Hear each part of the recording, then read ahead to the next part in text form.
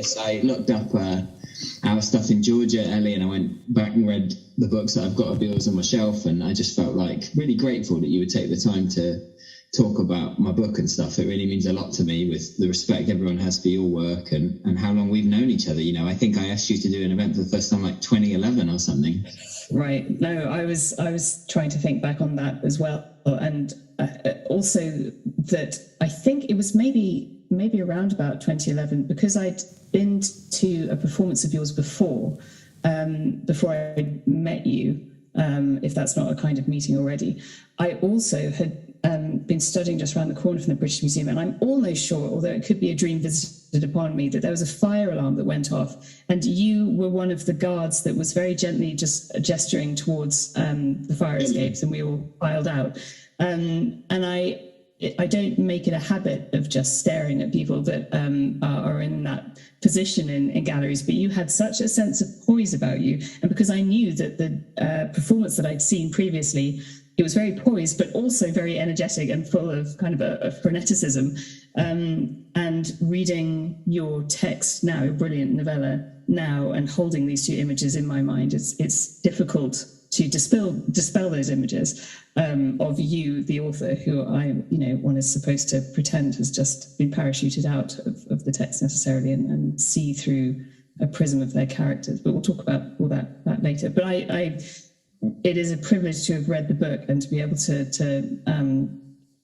force people to read it as much as possible. I know at our last meeting as well, you were saying about writing of it and prose in a sustained form, and the difference that was to write rather than maybe your experiences of asemic writing and of poetry. And I do wonder how you now read it as a text with those memories of how it came to be. I think genuinely, not to be modest, but when, for example, you, I and Luke Kennard went away together, and I've had long conversations with Luke, and I've had smaller conversations with you about the process of writing prose next to poetry, obviously with both of you being like really deep in the methodologies and modes of both. And writing prose, especially prose that essentially I began while working at the museum and then revisited over different times over the last kind of decade, it's quite aberrant and quite strange. I really had a go, maybe 5 years ago, of creating a body of work that was fiction, which remains in tatters. And the reason why I couldn't finish it and get to it was because genuinely I couldn't stay indoors for months on end and work at it. And I think that's something not a lot of people talk about very much, is the discipline of being able to spend your working hours, the hours of daylight, inside and generating 8 hours worth of work that you discard some and work over others. And with this book, it was slightly different, but the process that was really, really difficult was the editorial process. It seems like from reading your work that you're very, very good at editing. I wonder how you find it. Do you find editing okay? Because I found it incredibly difficult to edit the book. I found editing, it actually feels something that I can rely on as almost a coming down process. I have a sense of whether I want it to be an elegant sentence, so I have to be careful with commas and full stops and kind of standard punctuation, or whether I want there to be a percussive kind of method to the arrangement. So that to me actually feels like a kind of calming mechanism and something to not look forward to, but part of the process that I will know that the time I put into it, something beneficial for the text will come out of it. And I think for that reason, when I was rereading your novella, those moments where the voice drops vowels or drops a certain kind of stylistic method that the reader has become familiar with, and it then becomes jagged and glitched. I wondered about the editing of that, whether that was always going to be the case or whether that was extant from the first draft. How did you regulate that, or was that something earned or born out in the editing process for you? I think the reason why this novella is quite unique to me as something to look back on or read back on is because it is made of various processes, which is quite unusual. And the way you describe editing there, you almost use compositional language, which I'm very attracted to, especially with poetry and especially with film. When I work with film or with sound or with poetry, that is exactly how I feel. But the actual practical size of prose requires a great deal of patience. And you kindly mentioned before that a lot of people reference my energy, and that's something that I cultivate in my lifestyle, in my approach, that energy. But the downside of that is a kind of impatience, right? And again, this is something, we both teach, and I say that all the time to students through knowing my own fault. Like, you have to be a very patient editor with yourself. You have to ask other people's opinions. And so this was a completely unique process because I'm not good at editing, because I'm highly impatient. And this book was made in different modes. So the first draft was incredibly experimental. It was basically pretty much all written like the central chapter where the character's in the reading room, not called the reading room, but the reading room in real life, which is based on my real experiences. When I started at the British Museum, I was working inside the first Emperor exhibition, inside of the reading room, checking fire exits, which obviously are these hallowed literary places that no one gets to go now, and I got to go to kick open fire exits. And those experiences were quite hallucinogenic, and the whole novella in its first draft was incredibly, people would say modernist, wouldn't they, Jussian or something, deliberately misspelled and chalked up. And over the years, I made it more and more and more readable.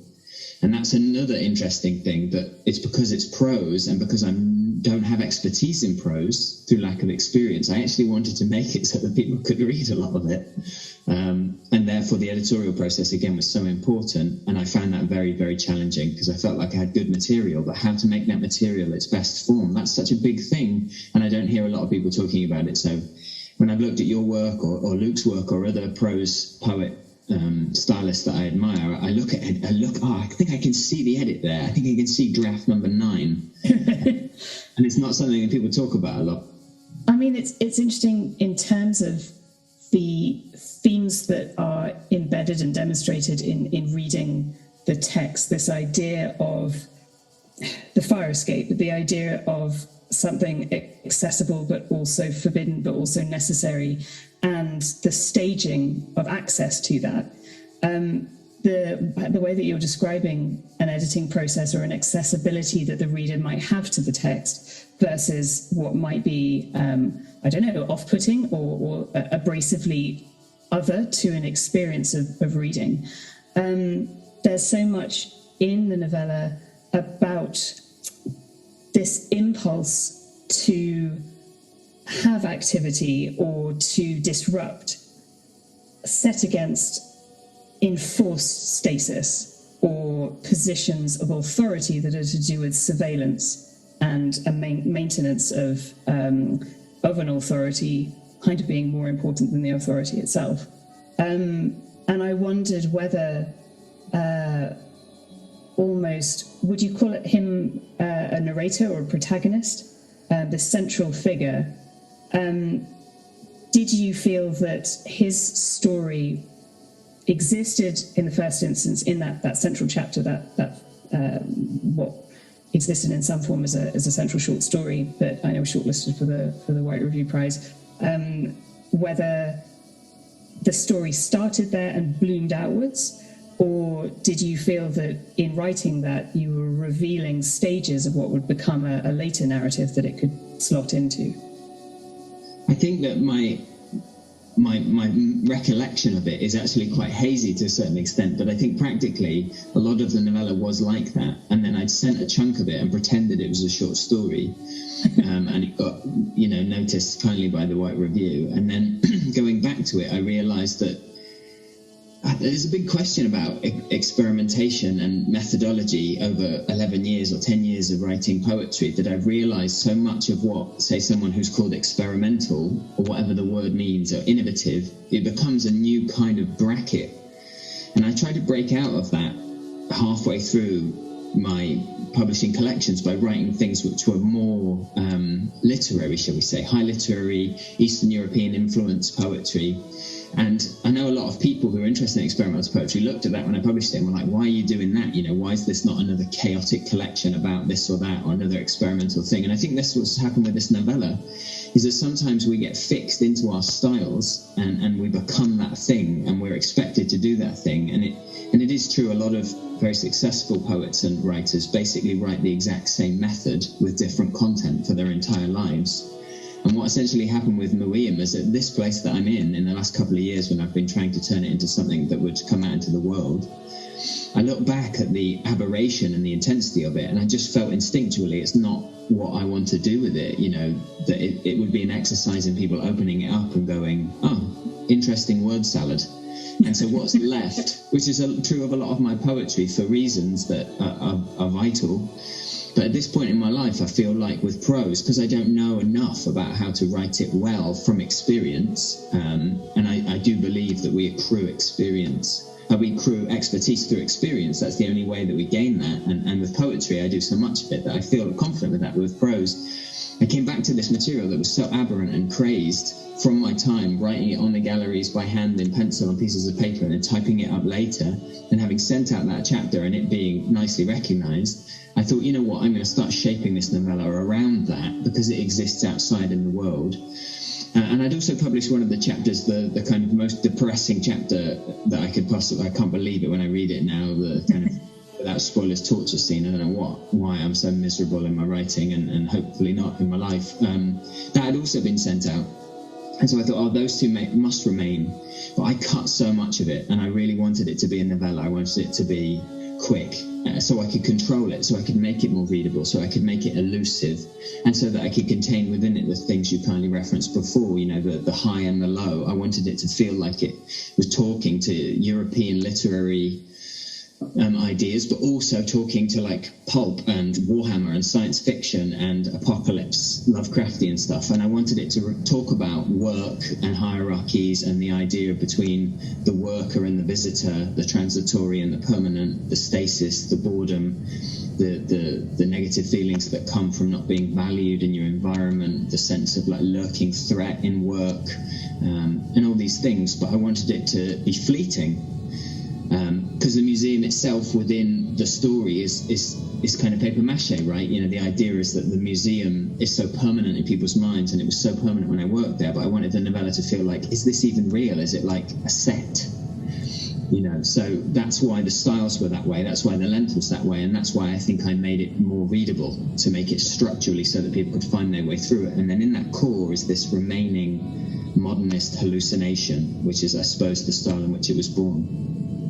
I mean, thinking there about combinations of high and low, or expectations of that, the idea of the fleeting as well as influence. I mean, high and low, there's a quotation which I've only ever found via things like quotefancy.com or A to Z of quotes rather than the original text, but this quotation that is attributed to Gertrude Stein, that is, when in a museum, walk slowly but keep walking.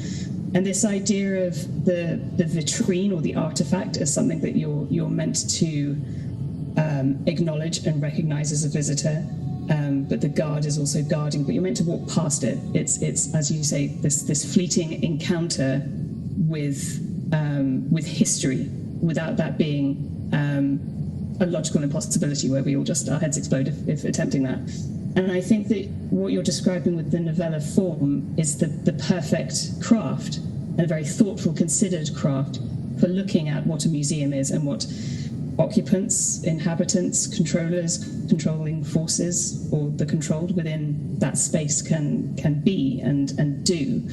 And it strikes me, therefore, that also talking about the violence within that space and within your text, but also the humor that either comes with that violence, but is also as part of the staging, just threaded through all of the novella, where we feel both the violent charge and the erotic charge within the humor of these characters, or the moments of awful, terrible humor of these characters poised to enact what their desire, or a sense of control or loss of control.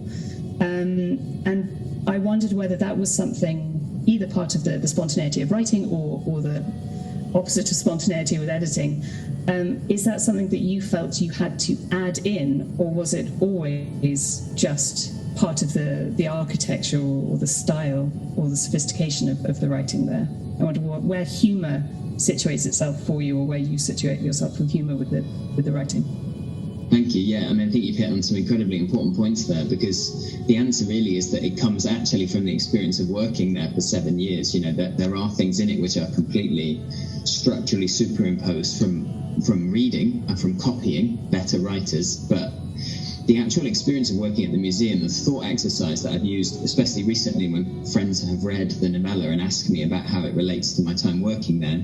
And you kindly mentioned before, perhaps seeing me as a guard. You know, so many people who I'd met through poetry and writing sometimes would come through the museum and bump into me and see me in my uniform. And the two things that I always say to them, and the thought exercise is, imagine visiting your favorite museum and then you have to stay there 48 hours a week for 7 years. You know, there's something about it. I mean, I'm very grateful for that job. It literally, I didn't write a poetry before that job. It gave me so much in my life. I love that place and I love the job. But the two things it does to you, one, time. You have to sit in the same space for 3 hours, often 7 times a week. So time completely contracts and expands, which is pace, which is what you were so kindly noticing in the novella. Like pace, I really wanted the idea of time and pace to shift, because the visitors are always moving and you're stood still, you know. It's actually a very real feeling and a phenomenon of being sat in a chair and watching thousands. You know, when I was working there, it was 25,000 visitors a day for a building built to house a couple of hundred, really.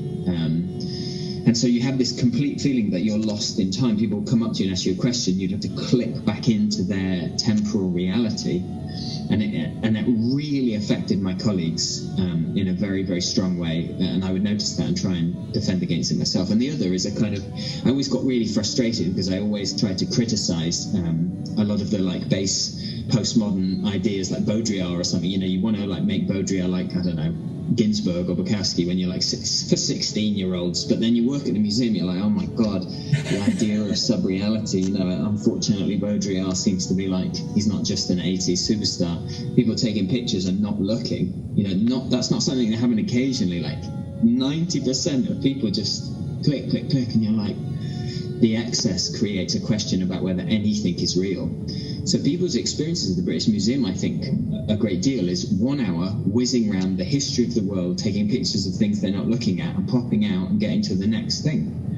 And that's really interesting. And I wanted to capture that a little bit. And in capturing that, the natural inclination when you really have done 48 hours, there were 6-day weeks often, you do that for 7 weeks. At the end of that, the natural inclination is the feeling of insurrection.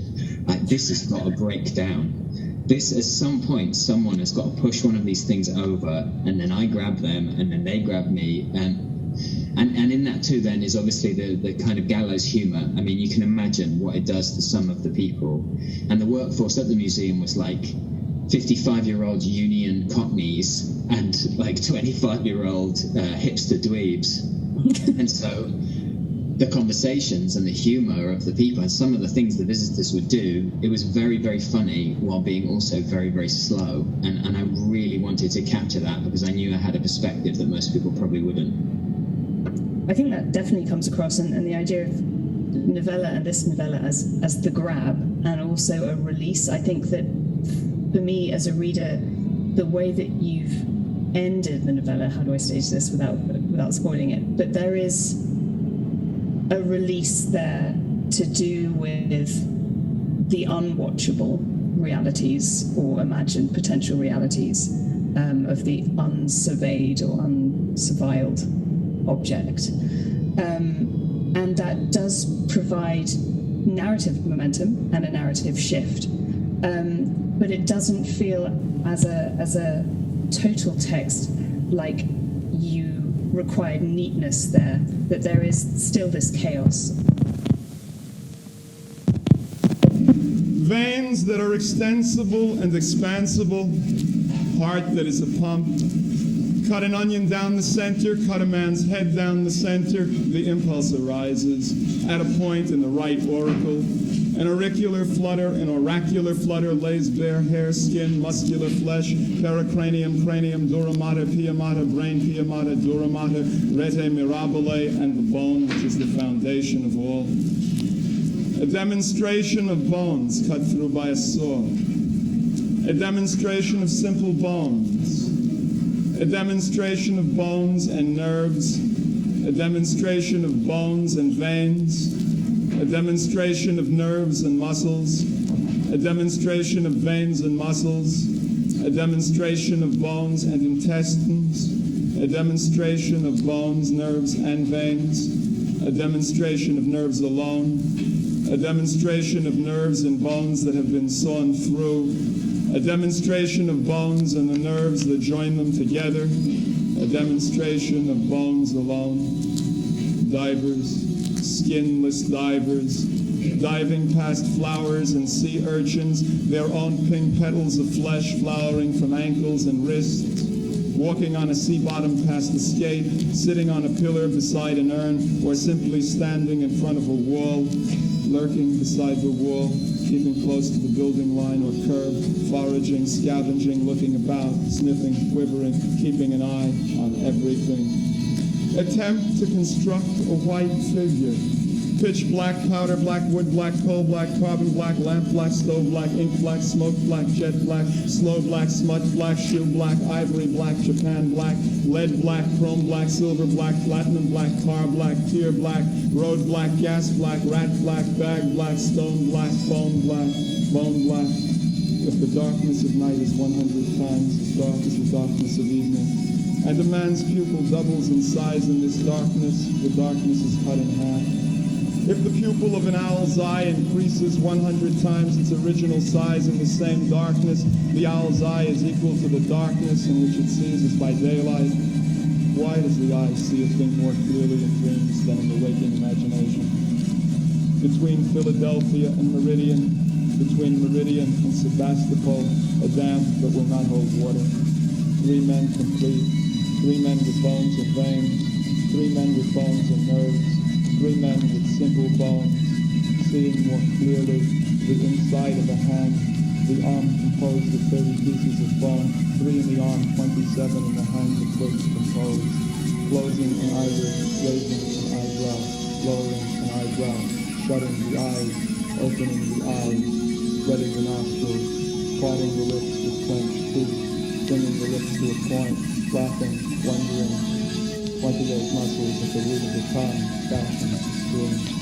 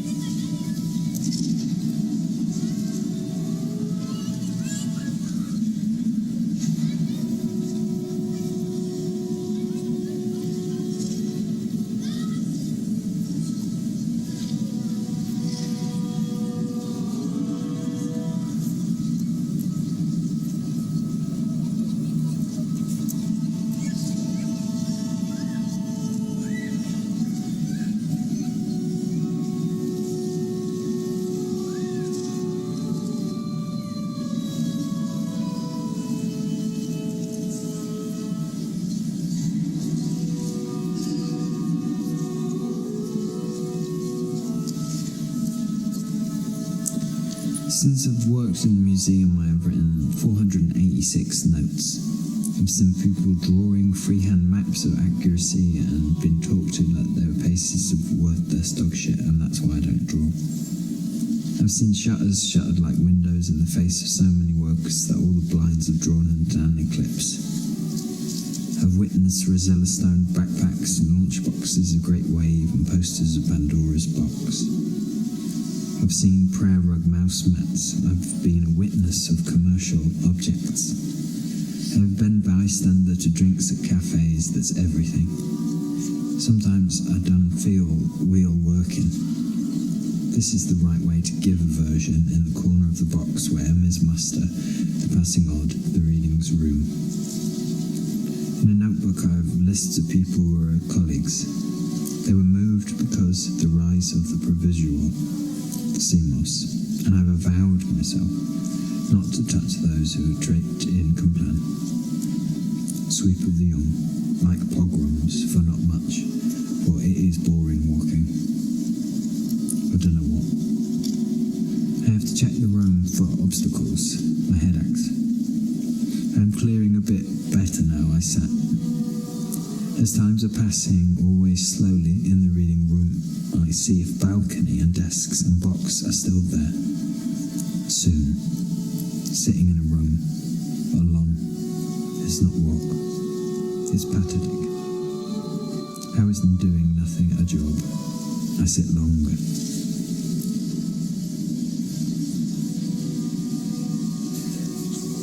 In the endless dead hours of a dead walk, the sevens go tough tens, the fives to sevens, and you fin chasing women physically to express to them against yourself a desire to not only be bored, but to be with them when you're not allowed to be so.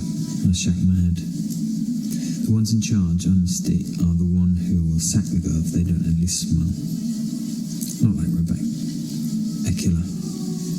But was I a refuge or just blind that I am another of those unwelcome faces when some person is just trying to just make their way a witness to Rebecca?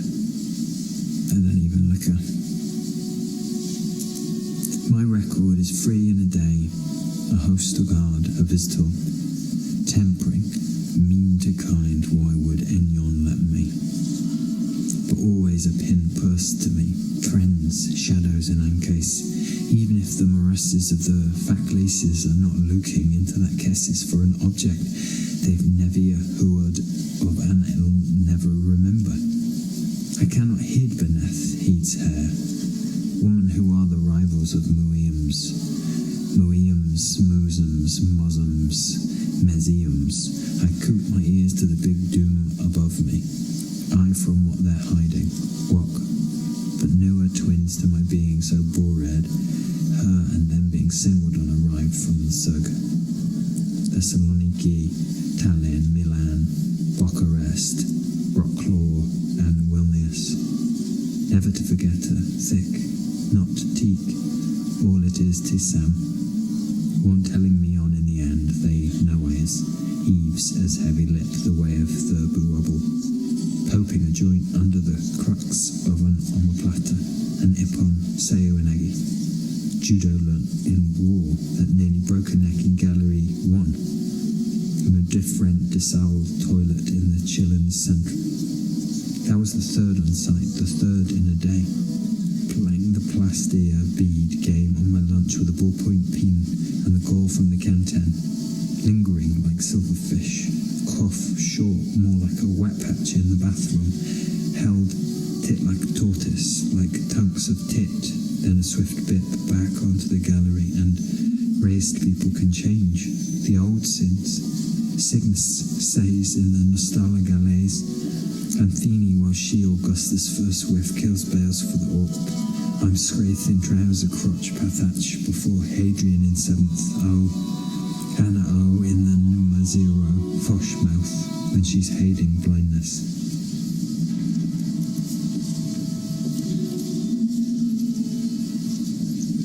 Every woman dies alone, her, she said. I tried to look away, pretend I'm Don. I'm the Chris who ponds the dessert. I saw him just a bit ago in the medieval. Our old pal Saflio. Before we have these jobs to do, the salt of the salt moth, Jesus, who forgives the vizier who knows so mock they stoss to tell me within a polite conversation. Will my maid be plucked in heaven, or vought to us? I'd prefer to Clem, if the help aren't slot for time and are shot for the machine gun and the crow's nest. I had one. It's like surrounded by all these books and no one looking about for them. I'm wake from nightmares all the same with an erection next to me, going limp, falling sleep gain. It's fine, happens. Mark was saying that. Another moment begins with no visitors. I have to start wonder if reading room are open to the public, for which I should be grateful.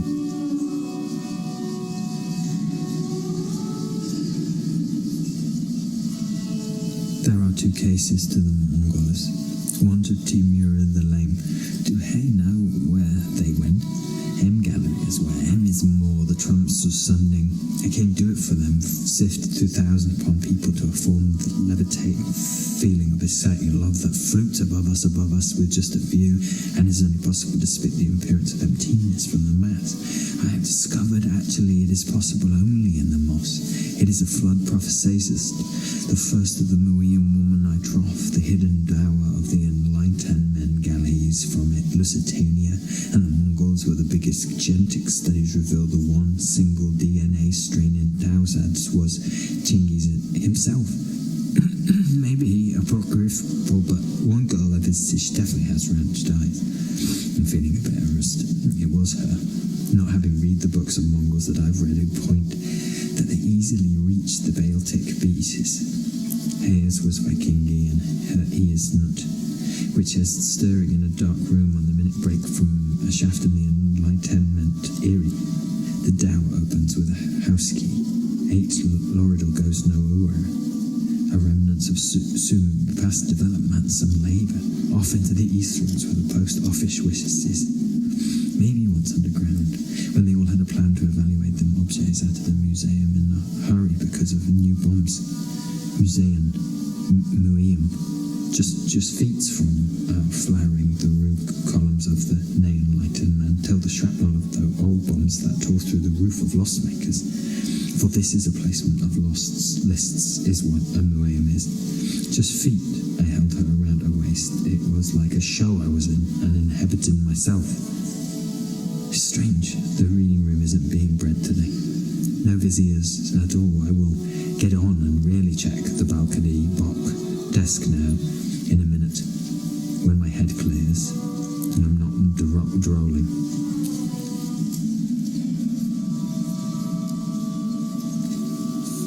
The nightmare is the excess of MUEUM, is its impossible, if grossly founded, bloated grey room in each a single object, the Cyrus Salina, the beginning lose, the flood tablet, the ram in the ticket, the better before us, any of them, they'd respect it. The dead bodies, are they actually dead? We asked. What? I need to focus. The woman, and now a raised husk, the Horus, the legs up, the breasts harpies, the gainter black stone beetle the size of a man, curling to protect from bluers. I can remember most objects if I try. I'm sat in reading room. How marvel to doing this. The gatras of beards of bulls of the burn, the stains of sold where sheep were grassing, the revisions without chains or claps or even weapons really. Maybe a samurai sword, maybe a case in the chintz gallery, worth beyond measures.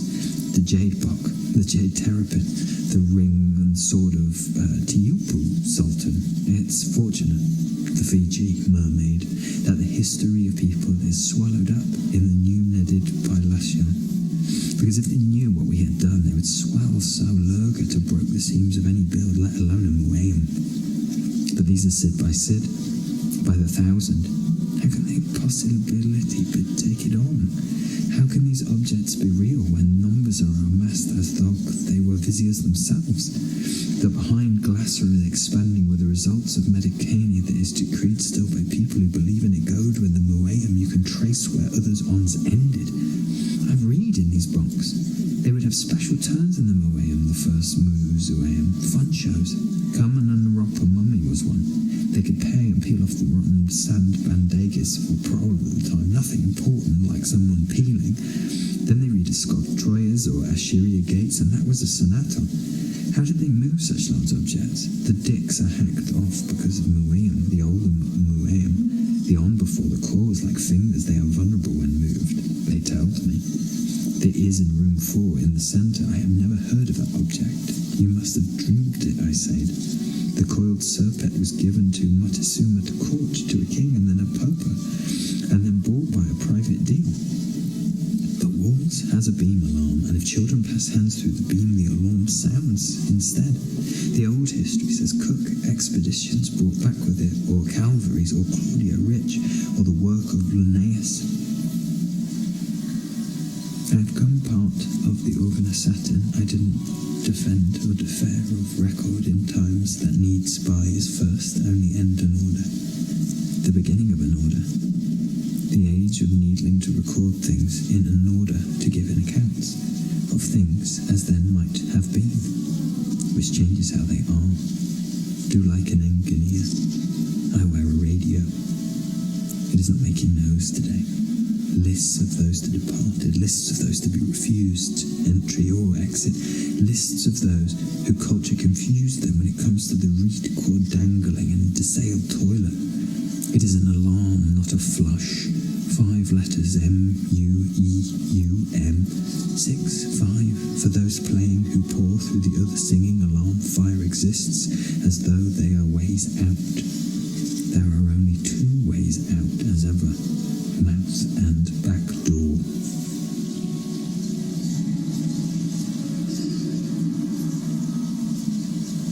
I again have to check the room for obstacles. My head acts more. I am clearing colours a bit baser now. I sat as times are passing.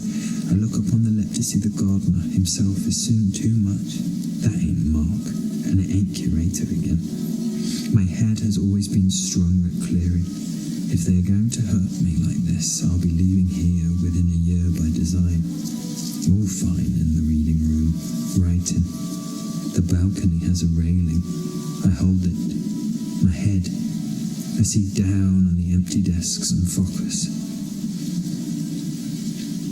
A healthy heart beats my chest. Trees plucked clean up in 94 by the sprang, by the prime noctis, by a cry of birth. The detective one misery lets go like fingers uncurling from a branch.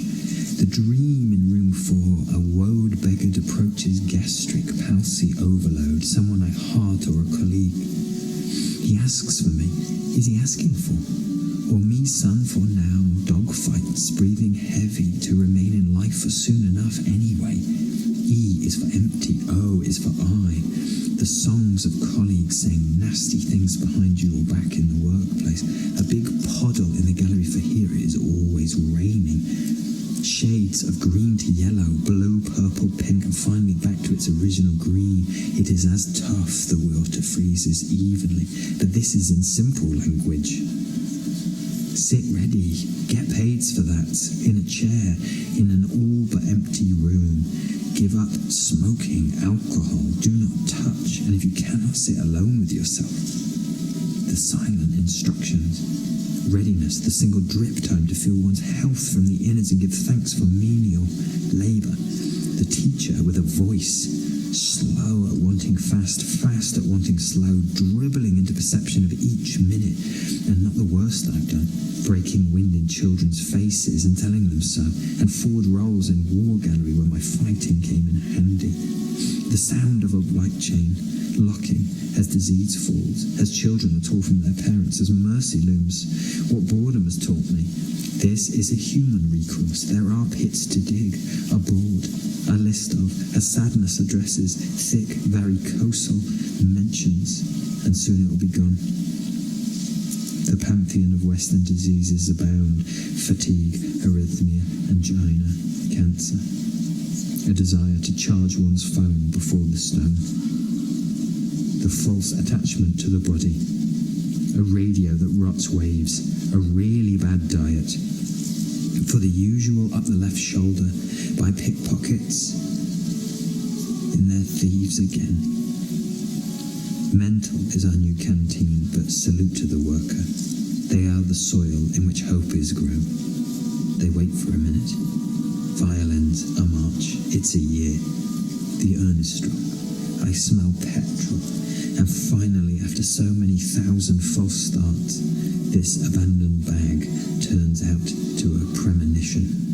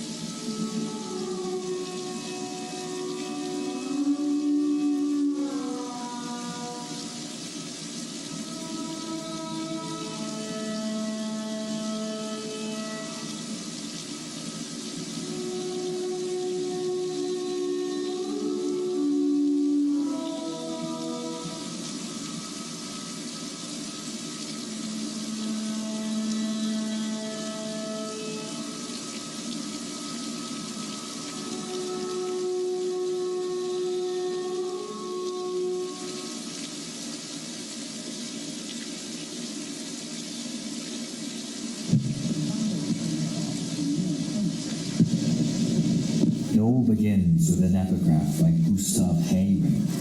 You can get a sudden attack of nausea by staying too long in an art gallery as well. It must be some kind of illness, museumitis, unknown to medical science. Or could it be the air of death surrounding all things man-made, whether beautiful or ugly?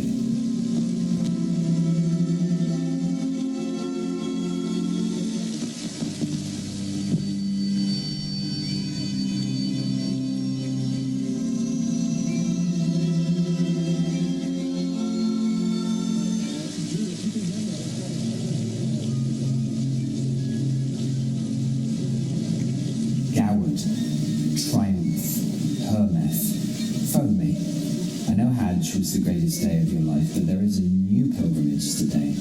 The destination is a Volvo parked outside Jude's Clapham apartment. Praise be. I can smell you from my car, Judith. Fish and urine, the smell of burning cornfields, baseball, rebellion, the sound of the bike chain locking as disease falls, as children are torn from their parents, as mercy looms, you devote your life to blogging.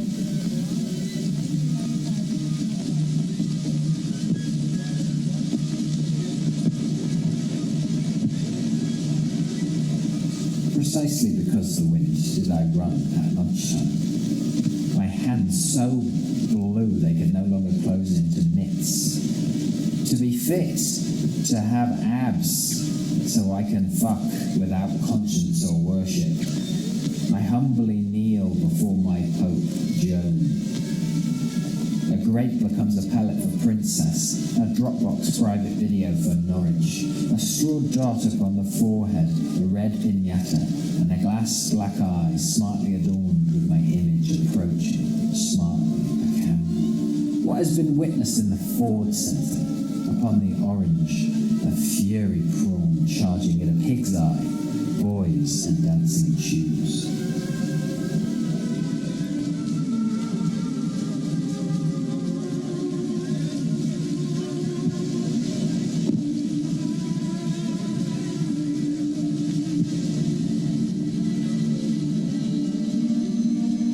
Of Henri Bergson's theory of time, what living wage exists finer when not following a crime.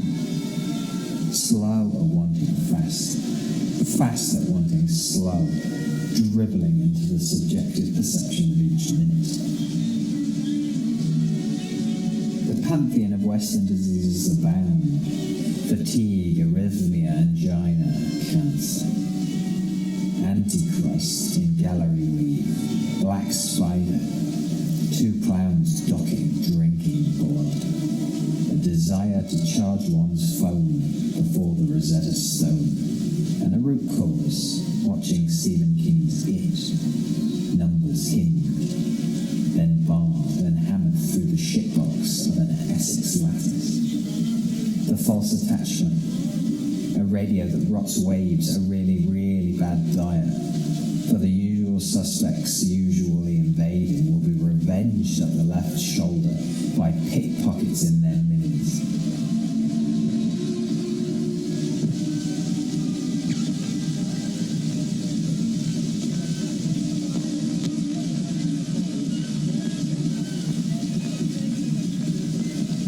Cherry Cola, Screaming Eagle.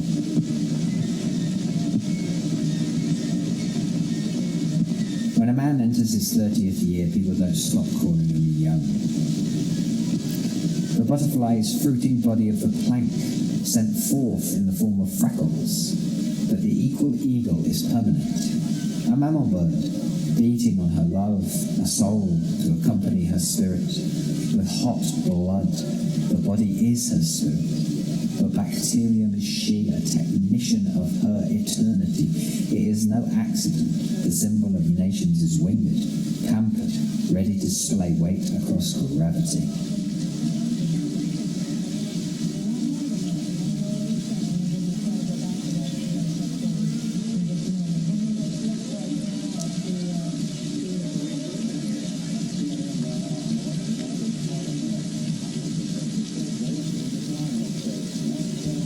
golden scorpions crawl from the cunts of majorettes, signifying the beauty of death under the jeweled belts and threatening those who refuse to see it.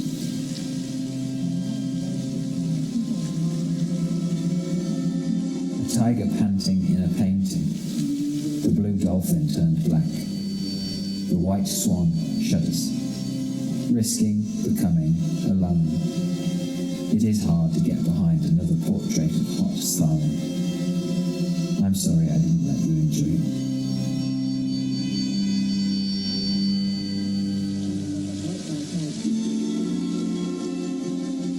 And tonight we begin with torture.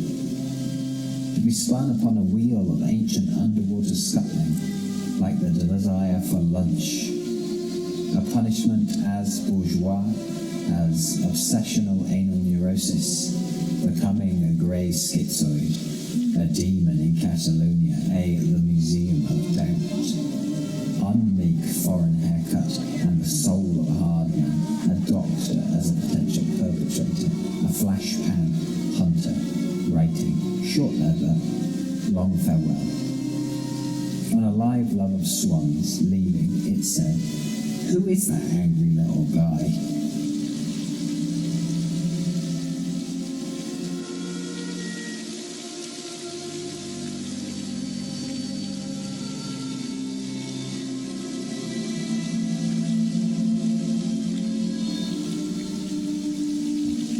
For it is the Muppet babies who make the Muppets look. How shall one curl teeth, bun hair? How will we learn to queue without legs? Our ears are fabric, our hearts rubber. It's Valentine's Day every day in Gallery 14.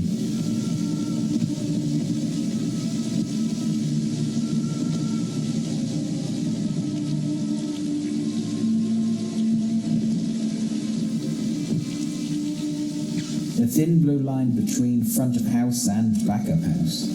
Short devil. Oh, how I often want to bite my fingers off when attending events I must attend that I hesitated to attend.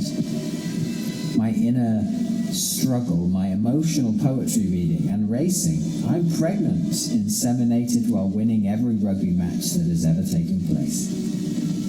So tired, in pyjamas, with a boy. How he bites my clitoris. I believe a bear trap is a forceful face in shadowy water.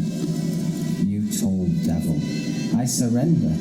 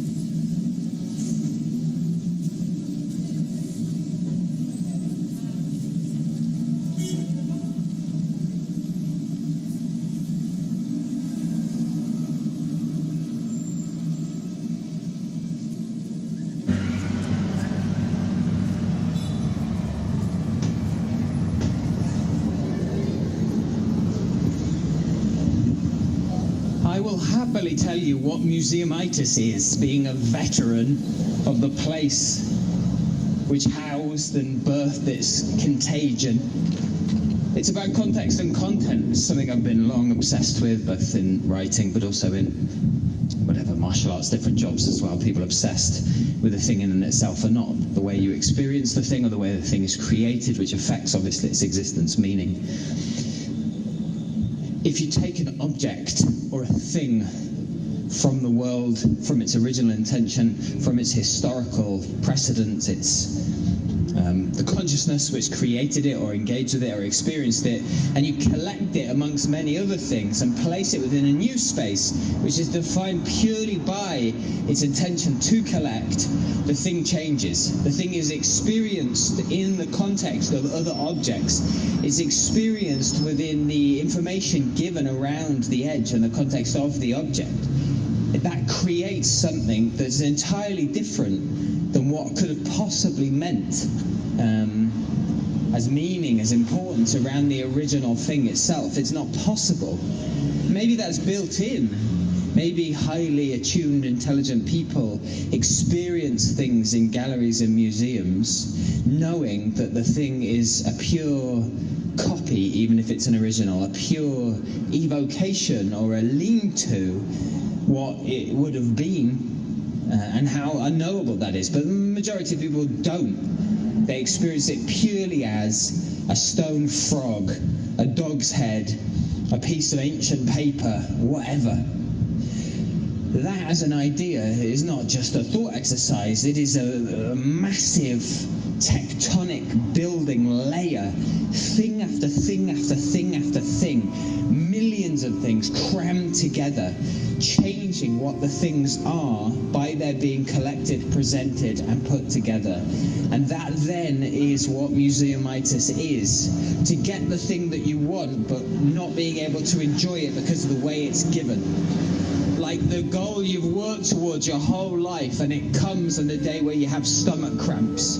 The only way to have the things of the museum is to have them sickly, is to have them changed, is to have them lessened and warped, is to have them justified by a little card or note. To see people taking pictures of things older than 1,000 generations as they fly by with an SLR camera snapping, to see people touch as though that tactility would verify, it would give them a personal connection. All this desperation to put ourselves in a lineage, to understand the history of things in objects is museumitis, I think.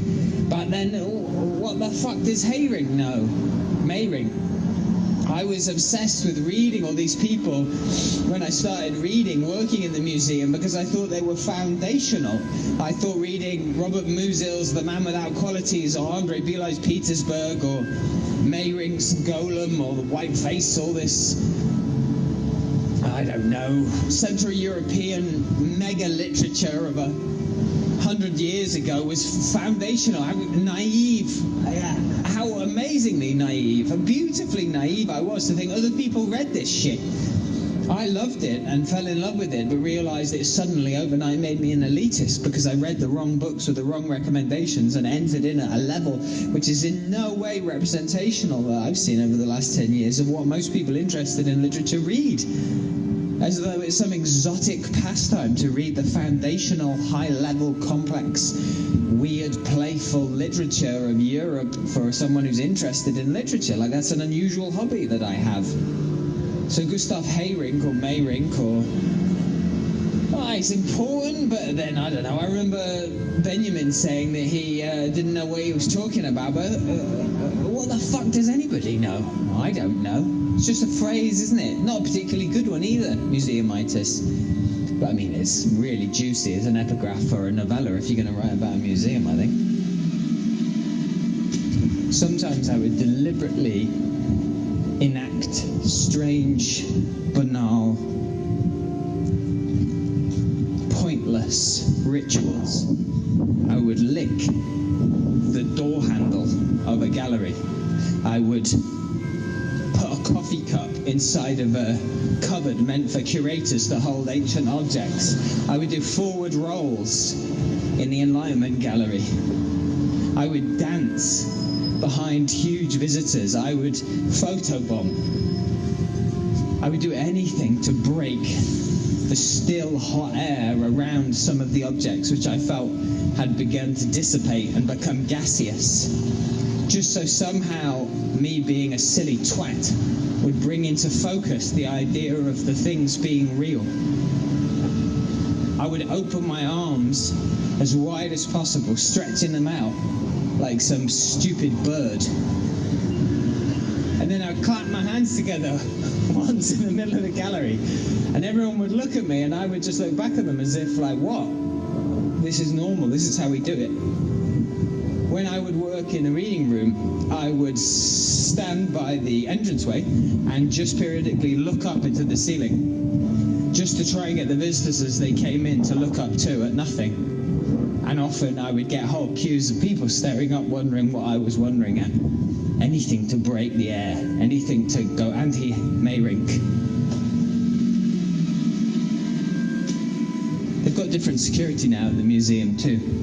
Perhaps that's designed to stop people from getting the disease. So when you enter the front of the museum, you have to queue in a snake process. You know, what do they call it? A snake process? They call it a snake process. Some sort of new hotel being built. A lot of the hotels around the edge of the museum are very dodgy too. You arrive at them, I've been told by visitors, and they move you to a separate hotel, not on the same location, because they say all the rooms have been sold. I don't know, it's like the sound of machinery or something. They're building in a massive extension on the back of the place to house a giant Viking ship, and then in the end they actually couldn't fit it in the building. There was a guy who used to come in every day and walk in circles around the Great Court and that, and the recurring dreams that the staff would have, that the Norman Foster super windows, the above mirrors, that they might break and rain down shards on people. I had that dream once, but other people would report that to me multiple times, that they would have this feeling that one day a bomb would explode and the glass would just fall en masse and kill everyone. I mean, a horrible way to die. Very cinematic, I thought. Fascinating that the collective dreaming came into play. Maybe that's another side effect of museumitis. But anyway, this guy would walk around the Great Court over and over again. Then one day he was saw or heard, don't know, that he was being removed, and I wondered why it was. And apparently they'd found a bag that contained body parts of pigeons that he must have killed, which particularly annoyed me because I like pigeons a lot. I think pigeons, rats, foxes, city animals are undervalued. Especially pigeons. People really don't take the time to appreciate what they're like. And actually, quite regularly, they would bring in a hawker. Is that what they called? Nah. They'd bring a hawk in to go on the roof of the British Museum. And yeah, my friend took a good photo of it. This hawk would then, I don't know, would it attack and eat the pigeons? But it is something that happened. And they'd have these tables for people to touch copies of the objects. I mean, it's different than the tactile tours for people who are visually impaired. I mean, these were just like visitors' tables, and they had poorly finished copies of strange parts of statues, fingers often. So you could hold up some sort of, I don't know what it was, stone, clay finger. I mean, what would be the point in holding a finger in a museum? Is it that important to touch? Is touch really the thing that's going to overcome the sensation that this was just TripAdvisor's recommendation to you?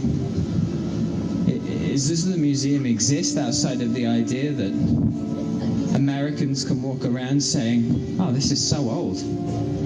It is old, and it contains within it things that are even older. Does that really matter in accumulation? What reflection does that inspire within individual people who visit? Is the museum being free a good thing or a bad thing? Does it make people more content or less to know that they are one of many billion who have existed and that they couldn't carve a dog head if their life depended on it?